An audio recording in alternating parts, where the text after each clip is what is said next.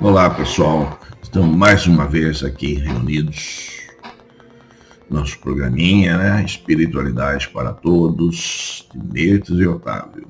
A Mirtes continua doente, não pode comparecer mais uma vez, mas, se Deus quiser, semana que vem deverá estar bem junto conosco novamente. Tá bem, pessoal? Escolhi um tema aqui. Ele pode parecer até meio engraçado, né? Quem já deve ter falado isso antes, é um momento da sua vida. A volta de quem não foi, não é isso? Tem até filmes feitos com isso. Diversos, vão ao Google e pesquisam, você vê, tem diversos, a volta de quem não foi. Parece uma espécie de comédia. Mas, na verdade, isso é um fato real, né? Ela pode ter diferentes significados dependendo do seu contexto. Mas geralmente se refere a um retorno esperado de alguém, né? Que foi embora, ou tido como morto, por exemplo. Então a gente usa esse termo como uma surpresa, né? Uma nostalgia e até um pouquinho de apreensão. No contexto espiritual, tá? No caso do espiritismo, a volta que não foi refere-se à reencarnação. A ideia de que a alma ou o espírito retorna à vida corpórea após a morte. Um novo corpo é um processo fundamental da doutrina espírita, onde as almas evoluem através de múltiplas vidas, aprendendo e crescendo. Ok? Então, na sua elaboração dessa temática, a gente pode pegar alguns pontos. Por exemplo, a reencarnação, né? Então, segundo Allan Kardec, no Evangelho segundo o Espiritismo, na obra lindíssima, que eu recomendo a todos lerem, define a reencarnação como a volta da alma ao espírito à vida corpórea, mas de um outro corpo especialmente formado para ele, que nada tem de comum com o antigo. Então a gente nunca mais vai voltar a ter o mesmo corpinho, né? A gente se bota em corpos diferentes.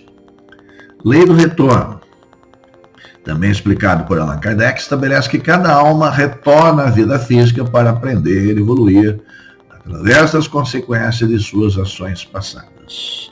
Vem para reparar, vem para ajustar aquilo que ficou mal feito no passado, tá? Necessidade da vida espiritual. Então, a reencarnação é vista como uma necessidade da vida espiritual, um processo contínuo de aprendizado e evolução. O espírito, ele só evolui mediante reencarnações. No plano espiritual também, tá? Mas precisa ter essa experiência corpórea na matéria. Laços afetivos. Segundo o espiritismo, os espíritos mantêm laços afetivos com aqueles que foram importantes em suas vidas, mesmo após a morte, podendo reencarnar na mesma família e, às vezes, na mesma mãe. Tá?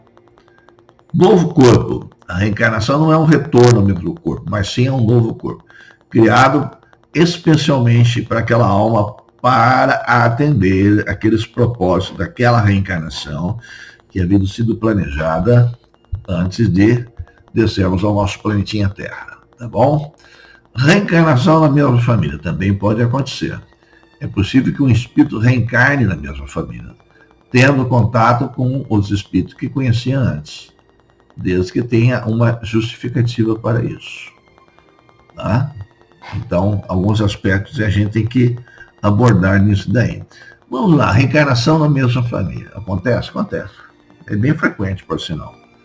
É comum que o espírito reencarne na mesma família para continuar seus laços e evoluir de forma conjunta. A família é vista como um ambiente propício para aprender e progredir. E os espíritos podem retornar para interagir e ajudar uns aos outros. Vamos à sua elaboração dessa temática. Laços de família.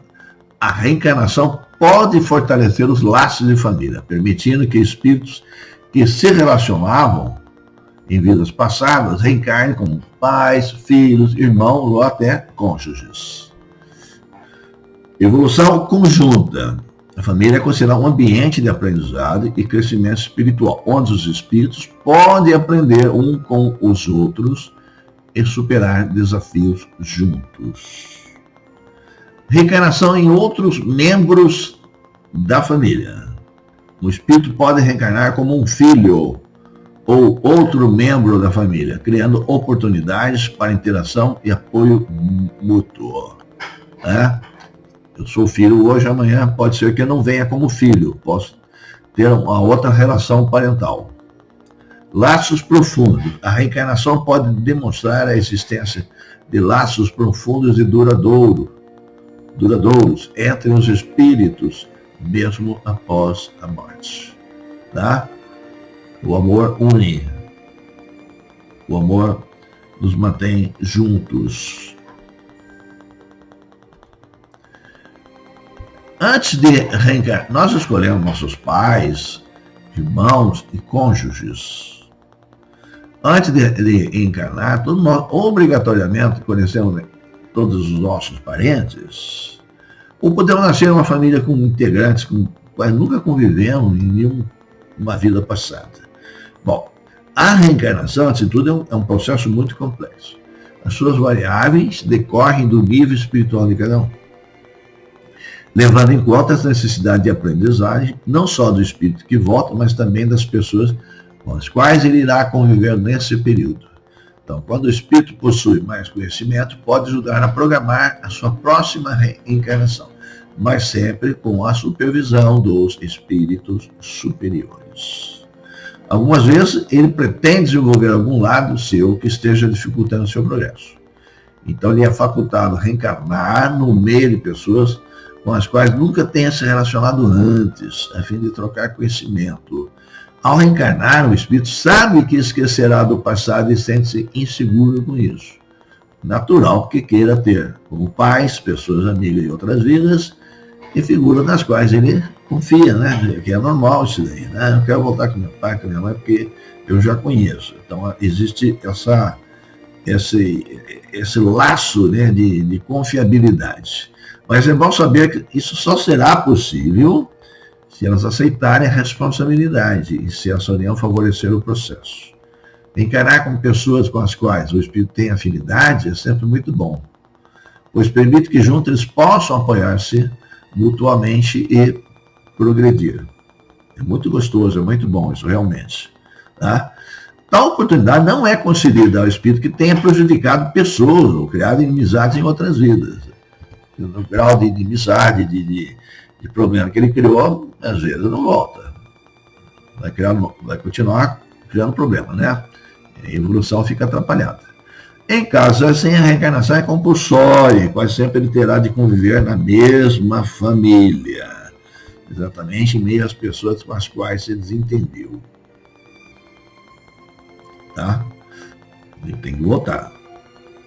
Então é uma chance que a vida oferece para que ele conheça um pouco melhor seus desafetos e modifique a sua maneira de se relacionar com eles. Então os laços de parentesco servem a princípio para suavizar o confronto. A mesma oportunidade dada aos espíritos que, apesar de terem feito muitos inimigos do passado, se arrependam. Tá? A família é uma cadeia, é uma prisão da qual a gente não consegue fugir. De uma forma bem simples, para vocês entenderem. A gente tem que consertar as coisas que nós fizemos com aqueles membros integrantes daquela família da qual eu faço parte. Tá? Às vezes a gente remorsa e tem aquela necessidade de reparar seus erros, né? Porque ele está no plano espiritual e percebe que tem coisas que precisam ser reajustadas, que precisam ser resolvidas. Então ele recebe a chance de programar, com o auxílio dos mentores, a reencarnação junto de seus inimigos. Portanto, há ainda no astral, lá em cima, um trabalho de aproximação entre eles, feitos por espíritos superiores, para que se entendam e concordem em se relacionar de novo na Terra. Às vezes, leva muito tempo para que eles aceitem e estejam prontos para essa nova encarnação. E ainda assim, quando tudo está bem entre eles, podem surgir dificuldades práticas na concretização do projeto. Então, o negócio não é tão fácil, tão doce. Às vezes, as diferenças são tão grandes e a não aceitação é bem marcante. Em certos casos, a rejeição energética da futura mãe pode ser tão grande que acaba se tornando uma gravidez de risco. Está vendo aí a questão da gravidez de risco? Que não chega a um bom termo, sendo necessárias várias tentativas. Nesse caso, atua também as energias do espírito reencarnante, que, embora queira se aproximar-se daquelas pessoas, reage instintivamente ao contato energético, que se torna insuportável para ele. Pode acontecer que as pessoas com as quais o espírito se desentendeu no passado já tenha perdoado. E aí elas estão livres, podendo seguir adiante sem precisar recebê-lo na família. Numa situação assim, podem reencarnar em meio a desconhecidos que precisem de ajuda. Ao ajudá-las, ele irá se libertar-se do remorso. Às vezes os parentes já o perdoaram, mas não precisa mais não, fica tranquilo. Não precisa voltar mais com a gente para você reparar seus erros conosco. Então ele vai para uma outra família, para ajudar uma outra família. E assim ele se liberta desse laço, desse remorso que ele tinha com aquela família a qual ele prejudicou. Quando o espírito progride, a noção da própria maldade lhe faz mal. À medida que a gente vai progredindo espiritualmente, a consciência do mal que nós cometemos faz um mal tremendo para a gente. E só pode seguir adiante se conseguir livrar-se dela, pois ninguém é vítima. Tá? Eu sou vítima disso, tá, não? Nada é por acaso. Todos somos responsáveis pelas nossas escolhas.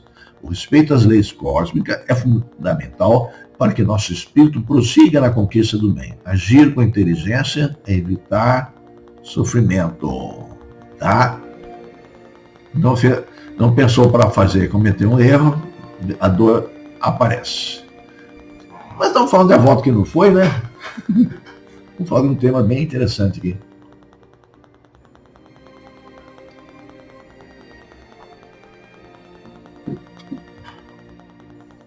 E a volta do Cristo.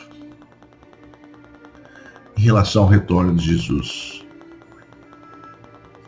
O Espiritismo ensina que não se trata de uma volta física do Cristo em seu corpo terreno, mas sim de uma manifestação espiritual do seu amor e ensinamentos, que ocorre de forma gradual e contínua ao longo do tempo, sendo intimamente ligada à evolução moral e espiritual da humanidade como um todo. Sua presença é manifestada através das ações de amor, caridade e fraternidade realizadas pelos seres humanos, que buscam seguir seus ensinamentos e exemplos. Kardec ressalta que essa manifestação espiritual do Cristo está intimamente ligada à evolução moral e espiritual da humanidade como um todo. À medida que os indivíduos e a sociedade progredirem em direção a uma maior compreensão do amor, da caridade e da fraternidade, a presença de Jesus se tornará cada vez mais evidente. Assim, a vinda de Jesus não é um evento específico, único, né? Mas sim um processo contínuo de transformação interior e renovação espiritual, que ocorre em cada indivíduo e na sociedade como um todo. E não se trata de uma questão de especulação sobre um evento futuro, mas sim uma realidade espiritual, presente, manifestada através do amor, da bondade e da busca pela evolução espiritual. Tá? Então nós acreditamos que Cristo não volte mais fisicamente. Há também controvérsias, viu, pessoal? Então tem também linhas de pensamento distintos, embora diversas orientações mediúnicas citam dessa forma, ou seja, não voltará fisicamente. E com relação aos entes queridos que se foram, isso machuca a gente, né? Esses laços de afeto não se rompem pela morte. A pessoa vai, mas a saudade fica. É apenas uma transformação imprevista, né? Sem destruição. A morte é isso. Os verdadeiros laços de família são de ordem espiritual, e a simpatia que une os espíritos é que faz todos os membros de uma família se reencontrarem em outras existências. Quem falou isso? André Luiz, nosso grande André Luiz. Tá? É o amor que está presente. Ele não Não, as pessoas não se separam quando elas se amam. Então, lá no Livro dos Espíritos, a questão 290, vamos fazer uma pesquisa lá na base, né? Vamos beber dessa fonte. Os parentes e amigos sempre se reúnem depois da morte? Pergunta feita. Resposta. Isso depende da elevação deles e do caminho que seguem procurando progredir. Se um está mais adiantado e caminha mais depressa do que o outro, não pode os dois conservarem-se juntos. Eles se verão de tempo em tempo, mas não estarão reunidos para sempre, senão quando puder caminhar lado a lado, ou seja, quando estiver no mesmo patamar de evolução, né? Ou quando estiverem igualados na perfeição. Acresce que a privação de ver os parentes e amigos é às vezes uma punição, às vezes é necessária. Você está sendo punido por alguma coisa feita, a lei do retorno. Ao longo da história, muitas pessoas relataram experiências que sugerem a possibilidade de reencontros espirituais com entes queridos que já partiram. Então, esses relatos vêm de diversas fontes, incluindo experiências de quase morte. Ultimamente a gente vem falando muito disso, os médicos, né, que trabalham com a experiência de quase morte. Sonhos vividos também pode ser outra fonte, e sessões mediúnicas, bem interessantes, onde os indivíduos afirmam ter tido contato direto com as almas de pessoas falecidas. Diversos relatos espíritas reforçam esses ensinamentos com intensidade. Em Nosso Lar, né, o livro transmitido pelo espírito de André Luiz, psicografado pelo nosso querido Chico Xavier, observamos o reencontro com familiares após 8 anos de provações no umbral. Ele é conduzido à colônia espiritual onde sua mãe e uma irmã o aguardavam em esfera superior. A afinidade de sentimentos permite o reconhecimento imediato, como ocorre entre todos os espíritos afins em comunidades daquele tipo. Em outras obras psicografadas, também se narram reencontros amorosos, com mães que buscam filhos no umbral, ou amigos que se revêem no lar espiritual, evidenciando que, onde houver um amor sincero, o reencontro se dá de forma natural. Nos núcleos organizados do além, como as colônias escritas por André Luiz, espírito com os mesmos propósitos e vibrações, formam grupos de aprendizado e cooperação, confirmando que o crescimento conjunto e as afeições espirituais conduzem à união eterna. O Pai fez tudo para que a gente ficássemos juntos. É o desejo de Deus e do nosso querido Mestre Jesus, nosso mentor aqui na Terra, nosso governador. Então, tudo é feito para que a gente fique junto. De onde vem, amai-vos uns aos outros, assim como eu vos amei. Né? Então é necessário amar a todos, indistintamente, para que a gente possa ficar em conjunto. As ciências atuais também têm observado fenômenos que dialogam com esse reencontro após a morte, chamada tanatologia, disciplina que analisa o processo de morrer, documento chamado Relato de Experiência Quase Morte, sigla EQMS, dos quais indivíduos em estado de morte clínica descrevem encontros com parentes falecidos, acolhimento afetuoso e sensação de retorno ao lar. A doutora Elizabeth Kubler-Ross, uma das mais conhecidas especialistas na área, registrou milhares de relatos similares e concluiu: a morte não é um fim, mas uma transição, um retorno.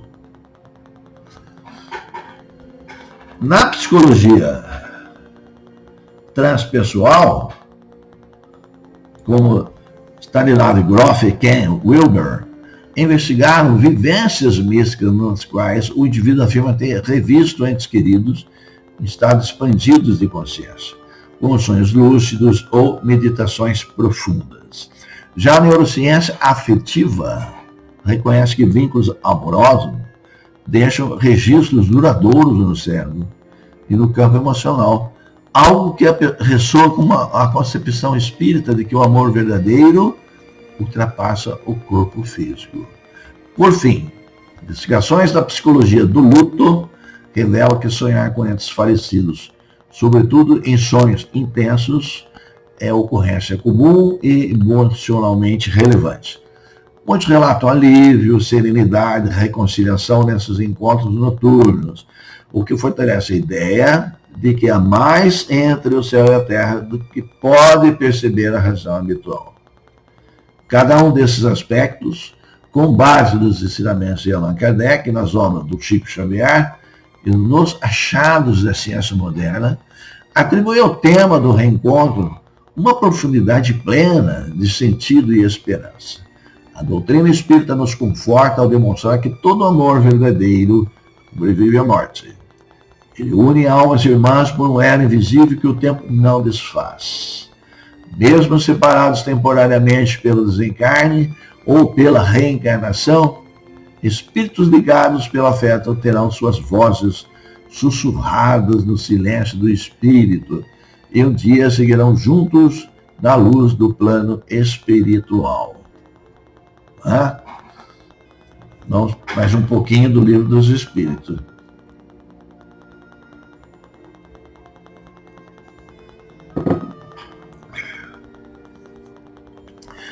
Pergunta do livro 297. Continua a existir sempre no mundo dos espíritos a afeição mútua de dois seres que se consagraram na Terra? Resposta: sem dúvida. Desde que originada da verdadeira simpatia. Se, porém, nasceu principalmente de causas de ordem física, desaparece com a causa. As afeições entre os espíritos são mais sólidas e duráveis do que na Terra, porque não se acham subordinadas ao capricho dos interesses materiais do amor próprio. Na questão 934, outra pergunta. A perda dos entes que nos são caros não é para nós legítima causa de dor, tanto mais legítima quanto é irreparável e independente da nossa vontade? Resposta: essa dor atinge o rico e o pobre. Representa uma prova ou expiação e é comum, e comum é a lei. Então essa lei, ela existe, a lei divina. Porém, vocês têm uma consolação em poderem se comunicar com os vossos amigos por meio que vocês estão ao alcance, enquanto não dispõem de outros meios mais diretos e mais acessíveis aos seus sentidos. Né? Como assim? Através do trabalho mediúnico.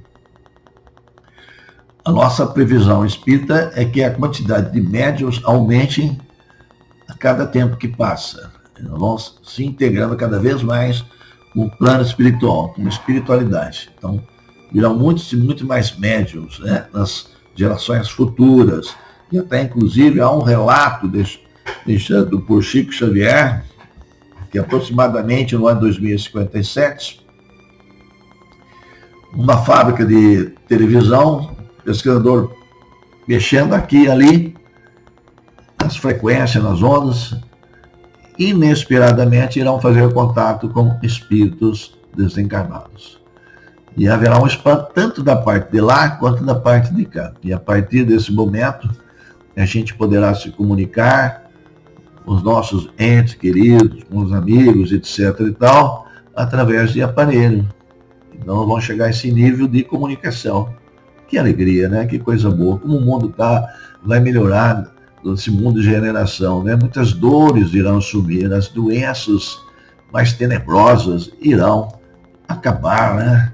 Essas doenças que maltratam a pessoa que a tem, como também a todas as pessoas que estão ao seu redor. Mas eu quero deixar aqui para a reflexão de todos nós que unido pelo amor não acaba. Não tenho dúvida quanto a isso. Nada destrói que é unido pelo amor. Nós voltamos para reparar o mal que produzimos em nossos semelhantes. Lei do retorno. Nós voltamos para progredirmos espiritualmente. Ninguém está só. De uma forma mais ou menos intensa, sempre há alguém conosco, que um dia partiu para o mundo espiritual. Né? A volta de quem não foi. Então, na verdade, a gente não vai definitivamente quando a gente desencarna. Nossos laços estão sempre unidos com aquelas pessoas que amamos. Nós estamos sempre junto com elas. Porque o amor não acaba, o amor não separa ninguém. O amor existe para unir. Então, quando o Cristo falou, amai a Deus acima de todas as coisas e amar ao próximo a ti mesmo, ele estava sabendo e cobertíssimo de razão que o amor é o elo de tudo, é a força mais importante, mais energética, mais maravilhosa que o ser humano deve cultivar dentro do seu coração. Amem e sejam também amados. Tá bom? Então, vou terminar por aqui. Bom final de semana. Vamos torcer pelo retorno da Mirtes, plenamente curada por esse momento que ela está passando de provação, né? Mas em breve nós estaremos junto com vocês e ela também. Tá bom, meus queridos? Fica com Deus. Paz e bem no coração de todos vocês.